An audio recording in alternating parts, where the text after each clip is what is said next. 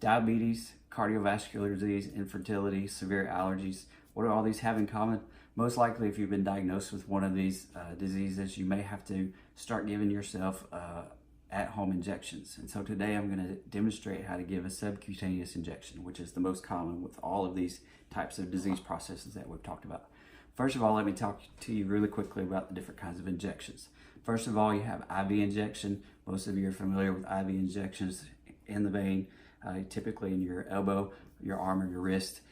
Those medicines act super quick. If you've ever been given an injection through your IV, it's almost instantaneous that you start seeing results.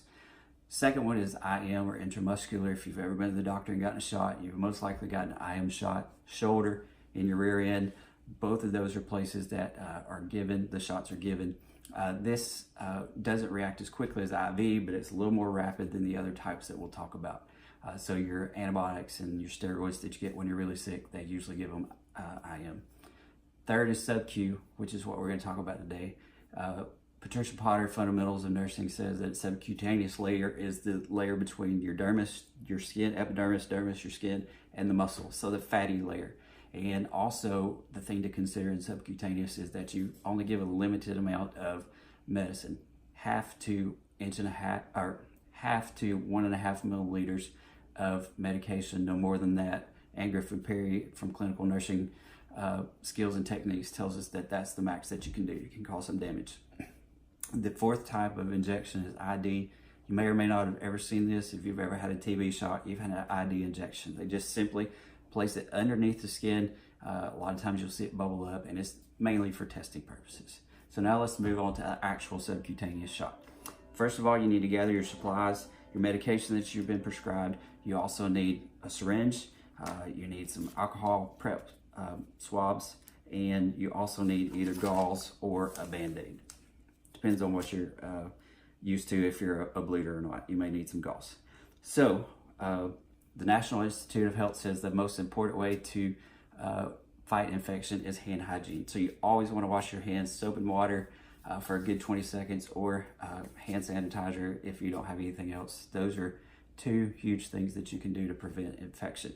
Even if you're giving the shot yourself, it's still a good practice just to wash your hands. If a family member's doing it, it's imperative that they do wash their hands. Next, you want to examine your medication. You should have a prescription for it. The box or somewhere will tell you the dosage. You also want to inspect your medication each time you give it. If it's clear, or it's supposed to be clear, you need to make sure it's clear. Sometimes if you take insulin, you have to refrigerate it, so you may want to warm it up between your hands. Never shake it, just kind of roll it back and forth to get it warm and get it ready to inject. And so make sure that it's in date and that it's been stored properly. Next is selecting your syringe, and most likely doctor or nurse has told you what type of syringe to buy, but you always want to make sure. Today we're going to simulate giving insulin because that's the most common type of sub-Q injection that you'll see. Insulin syringes are different than others in that they're measured in units, not in milliliters. I wish I could kind of show you that, but it will be units and not milliliters. Very important. Your prescription will be in units as well. So getting ready to give your medicine, you've checked it, everything's ready. The next thing you want to do is take your alcohol swab. You want to swab the top of the medication. You also could go ahead and pre-clean the site for that. Didn't tell you the sites. Subcutaneous, the fat areas around your belly button, your love handles. You can also, you probably can't, but a family member could give it kind of behind your arms, the flabby underside of your arms. And I've never heard of this until nursing school, but you can't do it to yourself, but somebody else could. Underneath your shoulder blade. Who knew? But it's a subcutaneous site. Most likely, most often, you'll see diabetics give in their stomach. It's also important that you rotate. You never give the injection in the same spot. Give it a little bit of time to heal up. So one time on the left, another time on the right. But you want to keep it in the same area because they absorb differently, and stomach is usually easier for you to self-inject.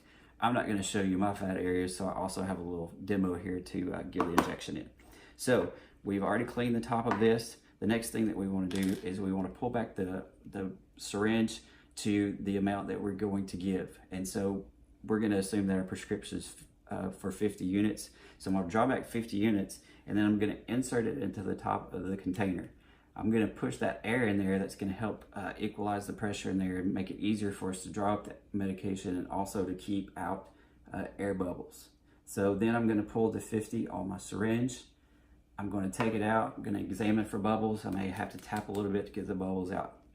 Next, you want to squeeze just a little bit, and you're going to just kind of hold it like a dart or a pencil, and you're going to go straight in at 90 degrees, and you're just going to slowly insert the medication into the skin, and then when you're done, you pull it out.